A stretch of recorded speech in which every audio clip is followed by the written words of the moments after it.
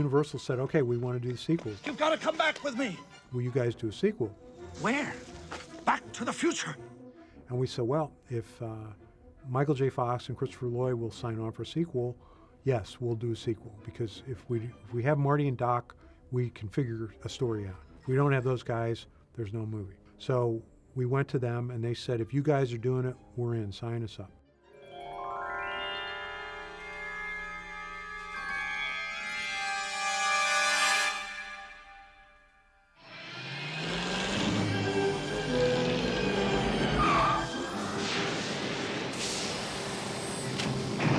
Flying DeLorean?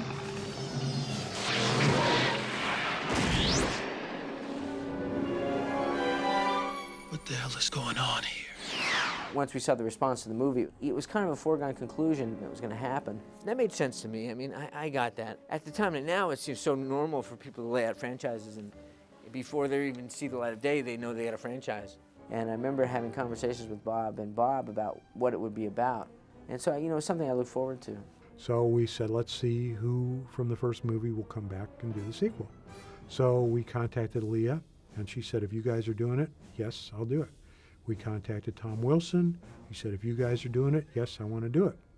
We contacted Crispin Glover's representative, and it was a little different with Crispin. Crispin decided that he should get things that were way out of line for an actor of Crispin's stature to be asking for at this point in his career. So I said to the agent, go back to your client, call me in 2 weeks, and let's talk something more reasonable.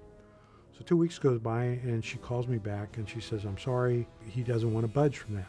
I said, okay, thank him very much, and we'll just write George McFly out of the sequel. I just want to know one thing. Where's my father? Where's George McFly? We said, okay, if we have Lorraine and we have Biff, but we don't have George, George has to be dead. No! Oh, please, God, no! And that is the reason that George McFly is a tombstone in part 2. How about a ride, mister? Jennifer. Oh, you a sight for sore eyes. I was supposed to do both sequels, and my mom got ill. In fact, there's like websites dedicated to whatever happened to Claudia Wells and why didn't she, reprise Jennifer Parker. But I left the business at that point. There was so much going on in my family, and I backed out of everything.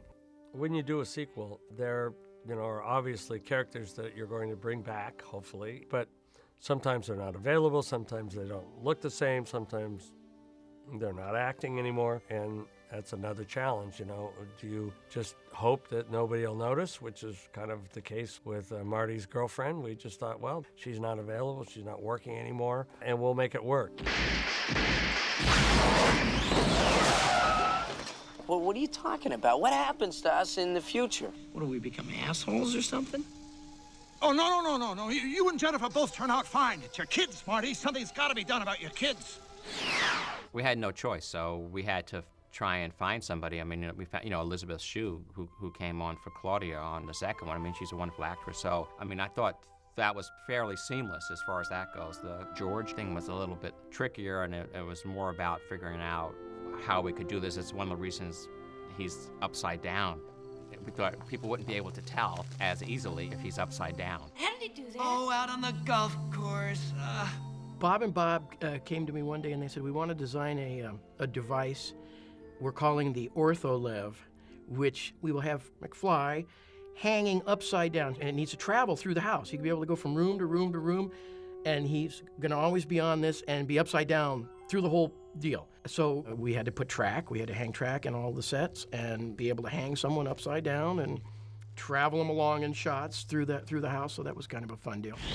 I actually wrote a draft of Back to the Future 2 where the third act of it was not going back into the first movie, but going back into the 1960s, where Lorraine is a flower child and she's protesting the war in Vietnam, and Marty gets thrown in jail. There was a whole thing to that, and Bob read that draft. He was making Roger Rabbit, and he said, well, this is okay, but we can do something that nobody's ever done before. We can actually, with a time machine, go back into the first movie and look at it from a different point of view. Wouldn't that be cool? I said, yeah, that would be cool. And then Bob said, it would be really great as if we went into the Old West after that. 1885!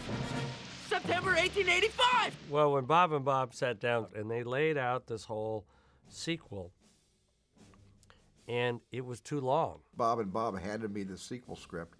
You know, it was like 185 pages or something like that. And of course they said, we have to make cuts in it, but read it anyway.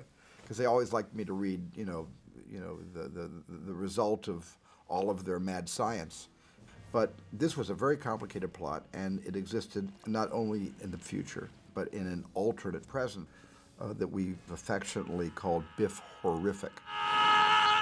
And then it went into the Old West. And it just seemed like two movies. Two movies that Bob and I loved when we got out of film school in the 70s were Richard Lester's Three Musketeers and Four Musketeers. We thought that was really cool that they shot those two movies back to back at the same time. And then now you look at Harry Potter and Lord of the Rings, and everybody sort of looks at these ideas as franchises today. We said that's what we should do. We just keep shooting. Let's just keep shooting. And thankfully, we had the best crew that you could ever imagine. We were 11 months of shooting those two movies, and everybody was still on speaking terms at the end. I thought that it was actually going to be a great decision because we would be able to keep a lot of consistency as far as the look and the crew and the equipment and so forth. You know, it was going to be a lot easier. Yeah, that's good. Put a half double in the bottom. This is what I'm going to need about week 6. Can we go a cup of coffee? Espresso. This is great, Bob Z. Thank you very much. And it turned out to be a really interesting time because I got married. Now my son was born. My father passed away. All these big, huge, kind of seismic shifts in my life happened while I was doing those two movies. But rather than be a distraction or be a burden at that time, they existed as kind of a continuity for me.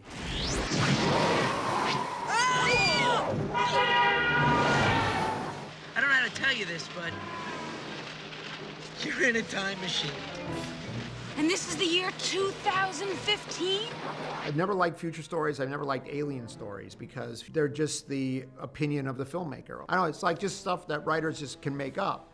So it really isn't really, in my opinion, very interesting for me to watch. So the future stuff of the Back to the Future sequel was the least interesting thing for me to do in the entire making of the three movies. Well, you're the Doc. Here's our exit.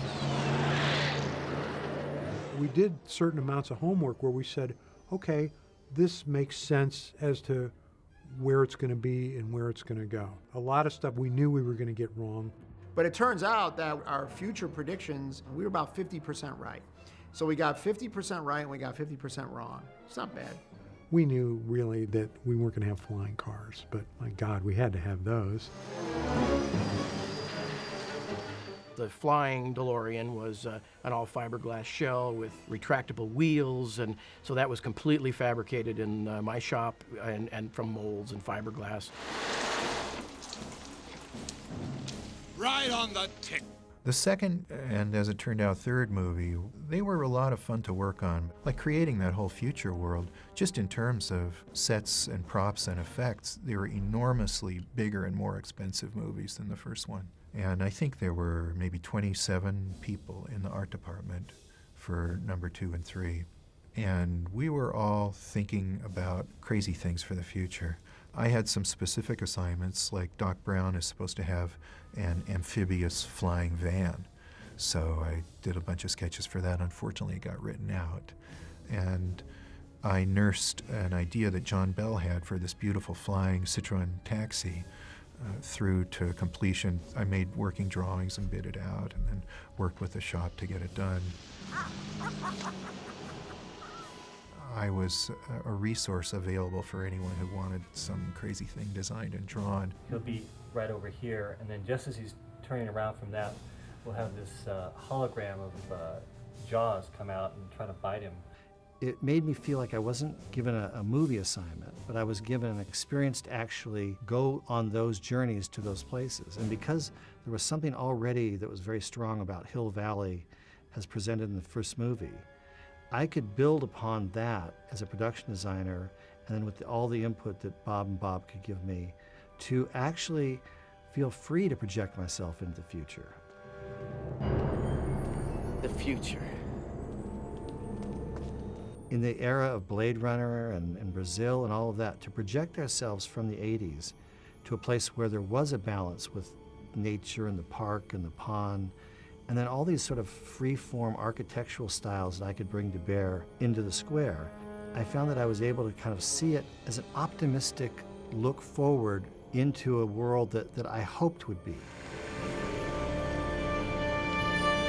In Back to the Future 2 on the square, both Bob and Bob paid tribute to all kinds of things, both in their personal past and to filmmakers, giving a nod to filmmakers. In one such case, they had this hologram for Jaws in 3D, coming out of the movie theater. Shark still looks fake. On another one, if you look on the scoreboard, because Bob's from Chicago, there's a huge proclamation up there that says Cubs win World Series. Against Miami? Yeah, it's something, huh? Who would have thought? 100 to 1 shot. I remember when I saw the film, one of the things I said was, well, you know that poster in the alley that says Surf Vietnam? That's never going to happen. And now here we are, and I was wrong. I mean, these guys are almost prescient, some of the things that they came up with. This thing doesn't fit. I'm adjusting fit. The story was that you would get clothing and it would fit itself to you. So I came up with the idea that it was rubber and that it had these whole sections which would draw themselves into your body size. And the drying thing, I think, was Bob's idea, that it would sort of be one-stop, do-everything item of clothing. Your jacket is now dry. The thing that was great about working with Joanna Johnson, the costume designer, was that we were really very new to the game, both of us. And Joanna brought so much to the table in terms of her imagination of types of materials that would be not really practical right now, but maybe they could become things in the future and worn, like the idea of the 2 ties, where we came up with shoes that buckle themselves up. Power laces, all right. The only thing that I wish had happened was Marty McFly's shoes that laced by themselves. That was the one invention that I was really hoping would happen in the next 2 or 3 years after the movie came out that hasn't happened yet. How do you play this thing? I'll show you, kid. You may spot in the Back to the Future movies Billy Zane and Elijah Wood, who are some of the background characters Sonny, we can do this the easy way or the hard way. that Bob Z has been able to put into the film with some very astute casting in his early career. Little girl, stop. Look, I need to borrow your hoverboard. I believe Bob Gale was the first one to approach me over hoverboarding, and he steered me to Cornell University, where they were experimenting with maglev technology for trains. And I called them and got someone on the phone and asked how it worked and all that. And so we started playing around to see if we could have magnets actually hold something up. We also had plenty of hidden cables and wires, Flying Michael and Michael's double, Charlie, all over the place. So pretty much everywhere we went, where you see them flying and in the air, they were hanging from piano wire. There's something very familiar about all this. Yeah, well, someday I think the hoverboards, will certainly be a reality someday.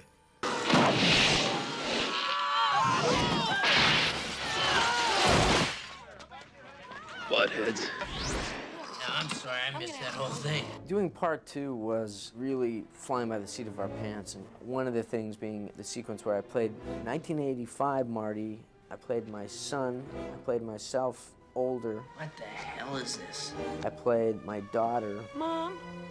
Mom, is that you? And the technology that they were using was state-of-the-art at the time. Now it's really outdated, but the genius behind it is really, speaks again to Bob and Steven and their genius.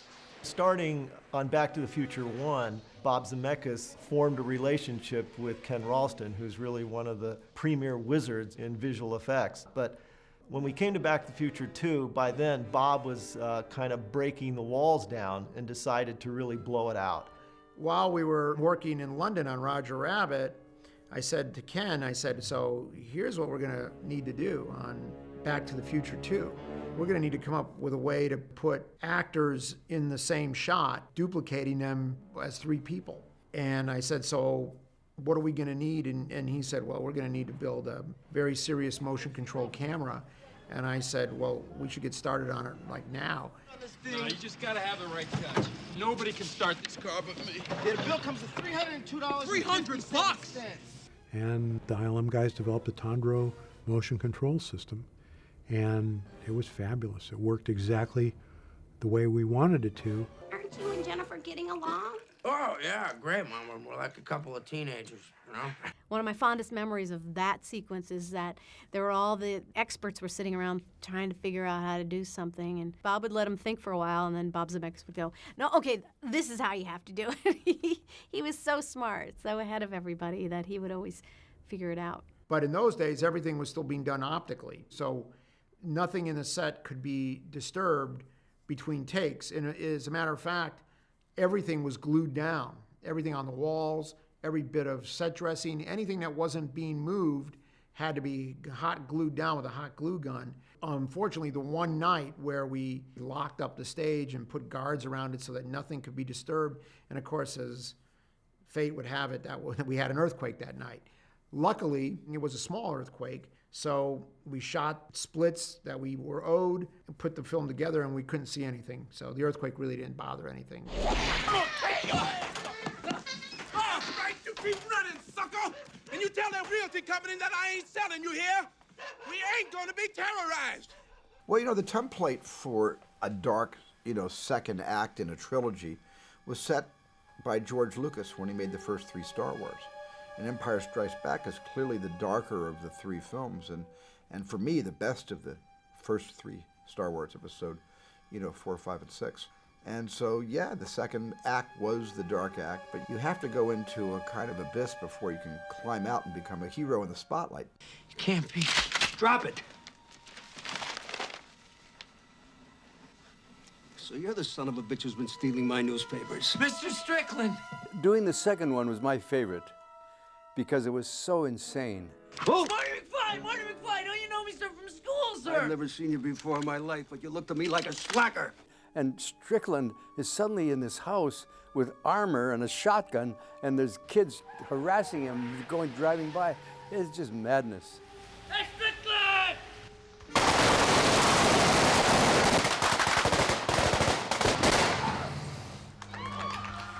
And cut.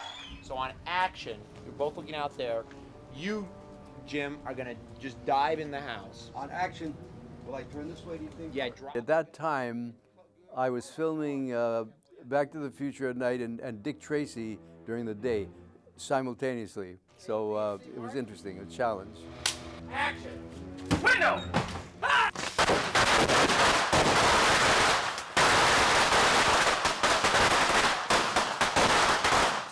Action, Michael! Ah! Ah! Ah! James! Oh.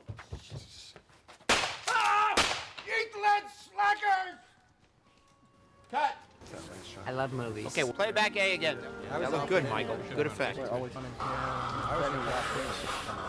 Boy, you right about you don't act that. You just go, ah! Okay, good. Next All right. setup. Well, you don't want to be like, have all that stuff go off and you screw it up. You know what I mean? Like you forget, you do something wrong and they got to do it all again. So.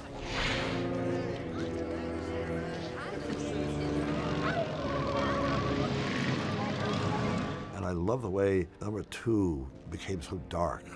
Greed and evil took over. And then in the third one, the whole sky opens up. It's a Western, there's romance, and everything gets resolved. It just had this curve that was wonderful to play and wonderful to do. It's like we're in hell or something. No, it's Hill Valley, although I can't imagine hell being much worse. One of the fun aspects of 2 was the fact that we were visiting 1985, and Biff had changed the rules. And so we were able to give it a different look, a darker, more affected, sinister time period.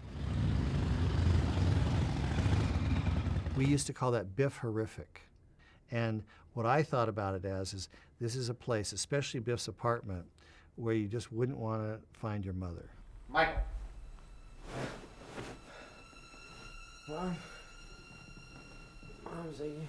Just relax, Marty. You've been asleep for almost 2 hours. Horrible nightmare. It's terrible. You're safe and sound now. Back on the good old 27th floor. 27th floor. Everything's gonna be fine, Marty. Are you hungry? I can call room service. I didn't really realize what a great part I had in Back to the Future 2 till I saw it. I'm dazzled by my work in that movie, honestly, because that character that I created with the big bazoombas, I was basically playing a drag queen. Honestly, I was. And, you know, I did a lot of work on that character, and it's very sad and upsetting, that scene. You're supposed to be in Switzerland, you little son of a bitch! I love that. That's one of my favorite scenes I've ever done in a movie. What the hell do you care? We can afford it. The least we can do with all that money is to make a better life for our children. Oh, Marty's your kid, not mine. And all the money in the world wouldn't do jack shit for that lazy bum. Stop it, Biff. Just stop it. The makeup was extraordinary because these days you have greater facility to do makeup and to age people and to present them in different ways in movies. And in those days, you know, you had to tip your hat to the guys who did it in the old-fashioned way, just with subtle prosthetics to make these changes work. They're doing little touch-ups on us before we do this shot. Always with these pieces, the glue is very strong, but sometimes at these little flaps here, it'll come loose right around here. So they come up and annoy you quite a bit with this little printing and fussing. Tom was nuts. He's funnier than hell. You couldn't ask for somebody nicer to be in a tough situation with. And we spent more hours together than husband and wife because there were such a variety of looks on him, and we switched back and forth all the time. Magicians, makeup magicians. Thanks, you guys. It takes an hour, and it looks like a horror movie to take the makeup off. They worked hard, and it was a long process. And Tom Wilson, he made Biff so real and so powerful that I think that took him by surprise. And that's just the power of film, and it's the power of creating a character. What are you looking at, butthead? I'm just kidding. I'm a very nice person. They make me do this. If I'm not mean, the checks don't clear, and that's bad. The thing about Tom, too, is that Tom is just such a gentle giant. He's such a sweet guy. You know, sometimes when you work with guys and you have physical scenes, you have fight scenes or pushing scenes or whatever, it can be a little iffy because if an actor just needs to do it and be aggressive and be violent, control sometimes is wanting and you can get hurt. But so he was always really measured and really knew what he was doing and all that. But then at the same time, he had a real intensity. 2 McFlys with the same gun.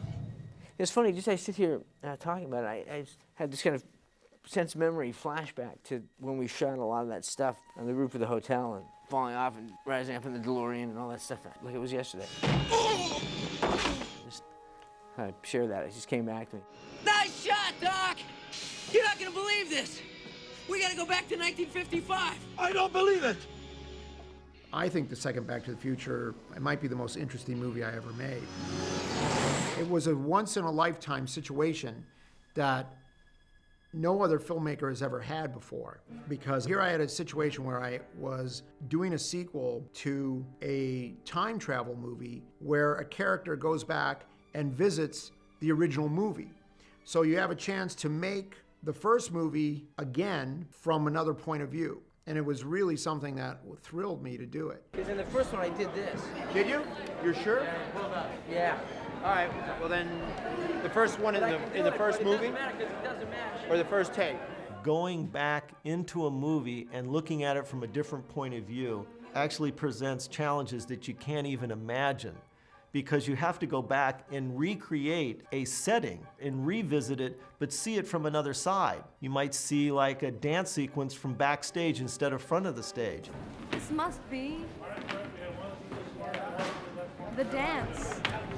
It was strange, and it was like a time warp to go back to the same sets and the same costumes. And they actually didn't have my pink dress. They couldn't find them. They made 3 of them for the first one, and I had taken one.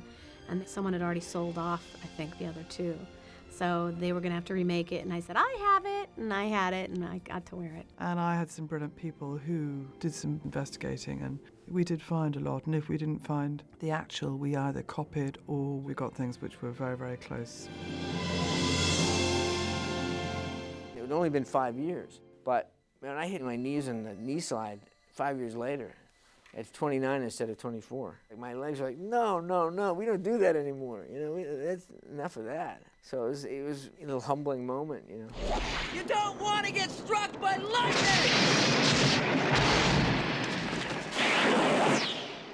That's the problem with sequels. The audiences have opinions. They want the same movie but different. So what you have to do is you have to say, okay, how do you make the same movie that is different but not too different? The same but not too much the same. And it's really, really a difficult thing to do. And for a filmmaker, it's not really a fulfilling thing to do. I mean, because you're constantly on that balance beam, and you're slave to these opinions and these things that we have to do. It's me, it's Marty. Oh, it can't be. Just sent you back to the future. Yeah. Oh, I know you did send me back to the future, but I'm back. I'm back from the future. Movies should be experimental. Great Scott.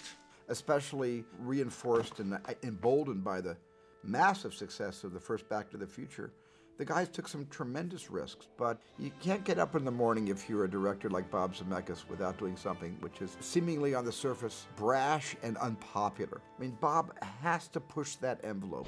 We finished shooting Back to the Future 2, and then we all went up to Sonora, California to Back to the Future 3. And Back to the Future 2 had a release date, so we had to get the cut right. We had to get Bob in again in the evening, and that was very difficult because he was shooting another movie. Bob would finish shooting Back to the Future 3. He'd get on a private plane. They'd fly him down to the Burbank airport. Bob would come in, we'd sit down, he'd have dinner. I'd play back for him the sound mix that I'd supervised during the day.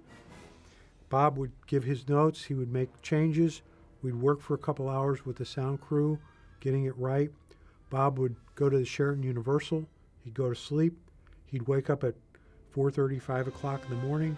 Car would take him to Burbank Airport, he'd go back and shoot, and he did that for about 2 weeks. So it was insane. Well, I think there's, it could be dangerous to leave the audience with an unsatisfying end in the second movie. But what was great is we were shooting the third movie and we could cut a trailer to attach to the end of the second movie to say, hey, wait a minute, don't get upset. There's going to be a third movie that's going to wrap everything up.